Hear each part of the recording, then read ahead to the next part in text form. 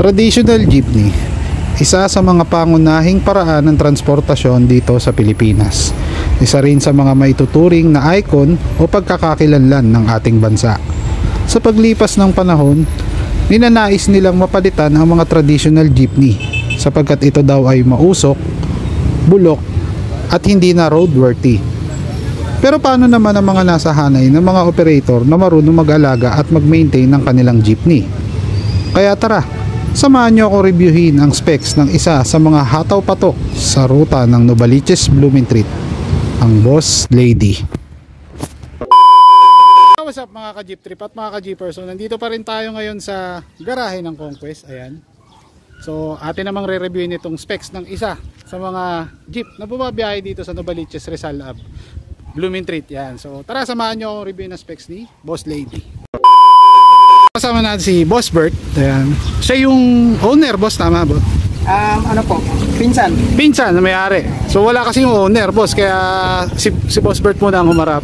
Isa din siya sa caretaker ng jeep na to, boss, tama ba? Ayan.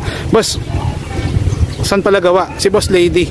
Ano po? Gawang bahay lang po ito dati pong malagay niya na sinauna, tas pina-repair lang, konting ilamos lang. Yun, oh. So dati siyang malagay niya. Opo. Ginawang saraw-saraw lang. Ginawang saraw concept. Ayan. So, boss, gaano katagal na pala sa kanila tong jeep na to, boss? 2017 namin nabili to eh. So dati hindi ganito ang itsura niya.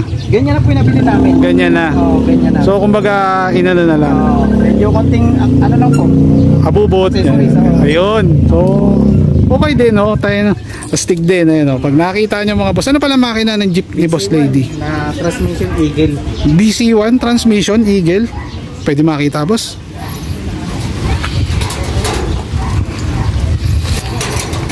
Medyo wala lang.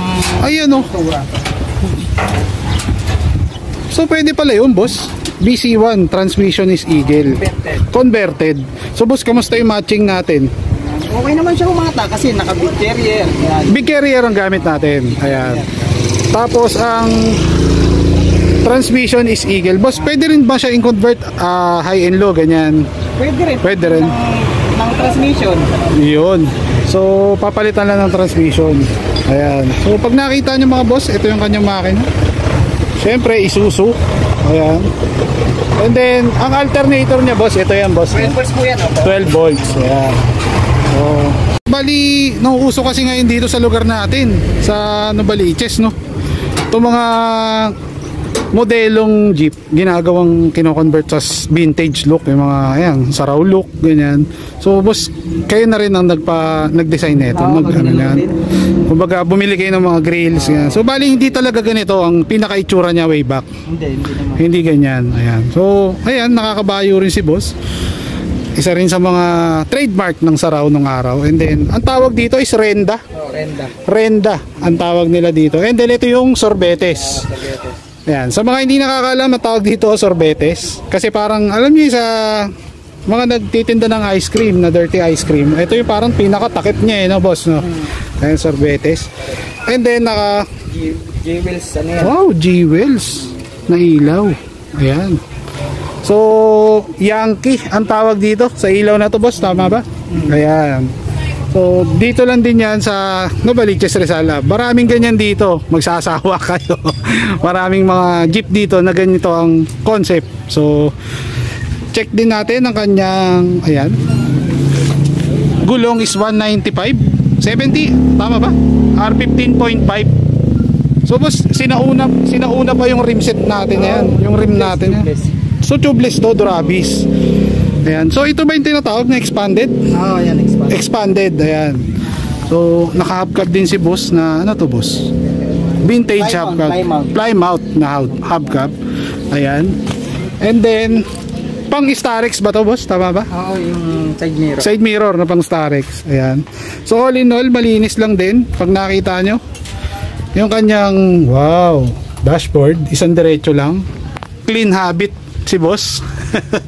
Ayan. And then mababa rin yung kasanong kanyang manibela, pag nakita nyo. Lowered lang din. Boss, itong cambio natin, cable type? Cable pang multicab. Multicab. Yan. And then yung preno pala natin na gamit dito, boss, ano pala ang gamit natin? D7. D7. So ayun yung tangke niya ng D7. Ayan. So, malinis lang din ang kanyang Jeep. Pag nakita nyo mga boss, ayan. Next natin din naka-tire cover din si boss. Boss, ito pinagawa nyo lang. Oo. Magkano inabot tong ganitong tire cover? Sa 1.5 lang yan. Oh, so kumbaga sinukat lang din, no? Oo. Pang 15.5. Pang 15.5 yung lapad niya. And then meron plymouth din na ano, wow, reserva, angas oh. Ayan no. So, sa mga hindi nakakaalam yung mga ganitong hubcap is may value din. Shoutouts, baka may shoutouts tayo dyan. Shoutout ko nga pala yung may-ari sa pinsa namin. Ito. Ayan. Naglang konti yung Jeep. Ayan, si boss, yung pala yung boss lady boss. Siya, si madam. Sarina. Ayun. Ayan. And then, sino pa? Baka meron pa. Yan, yung kapatid ko nasa Davao. Ayan. Shoutout. Ayan, sino pa? Sa Jeep yan, si Alberto Mendoza. Ayun. Baka meron pa? Okay na, yun lang. Sila, hindi mo ba sila isa shoutout? Yan, mga tropang conquest. Tropang conquest, ayan. Mga taga dito. So, iisa lang ang garahe niyan, boss. Dito lang, no? So, magkasama sila ng garahe. Dito lang siya sa kabila. Ayan. And then, boss, sa face out pala, boss. Medyo tagilid tayo ngayon. Ano pala ang opinion natin?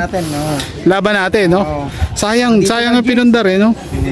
Actually, yung mga ganito is ilang years na rin. Matagal na rin to. Pero, naaalagaan naman. Hindi naman kailangan tanggalin. Pag yung mga bulok lang ang dapat tanggalin. Ayan.